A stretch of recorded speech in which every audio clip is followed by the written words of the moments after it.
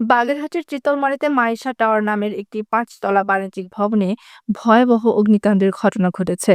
আগুনের শ্বাসরোধ হয়ে অনিতা রায় নামে এক নারী গৃহপরিচারিকার মৃত্যু হয়েছে। আহত হয়েছেন অন্তত ৪৪ জন। সকাল ৮:৩০টার দিকে উপজেলার প্রাণকেন্দ্র চিতলমারী সদরের এই ভবনে আগুনের সূত্রপাত ঘটে।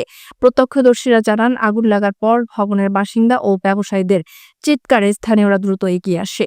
খবর পেয়ে চিতলমারী ফায়ার সার্ভিস সহ খুলনা, বাগেরহাট ও গোপালগঞ্জের মোট ৮টি ইউনিট ঘটনাস্থলে পৌঁছে প্রায় ৪ ঘন্টার চেষ্টায় আগুন নিয়ন্ত্রণে আনে। উদ্ধার কাজে সেনাবাহিনী ও পুলিশও অংশ নেয়।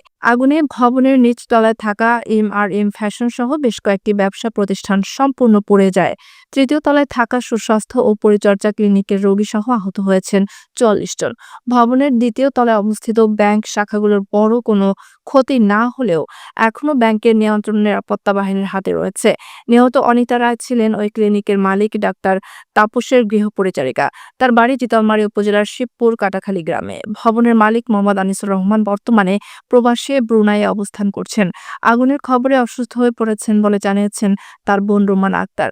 তিনি কান্না জড়িত কণ্ঠে বলেন, এই ভবনই ছিল আমাদের একমাত্র ভরসা ও স্বপ্ন। সব শেষ হয়ে গেছে। চিতলমারী উপজেলা স্বাস্থ্য কমপ্লেক্সের আবাসিক চিকিৎসক ডাক্তার মুক্তি বিশ্বাস জানান, আমরা ৪৪ জনকে চিকিৎসা দিয়েছি, যার মধ্যে ৪ জনের অবস্থা আশঙ্কাজনক হওয়ায় তাদের খুলনা মেডিকেলে পাঠানো হয়েছে। চিতলমারী থানার ওসি এস.এম. শাহাদাত হোসেন বলেন, নিহতের মরদেহ ময়নাতদন্ত ছাড়াই হস্তান্তরের জন্য জেলা প্রশাসকের কাছে আবেদন করা হয়েছে। সিদ্ধান্ত অনুযায়ী ব্যবস্থা নেওয়া হবে।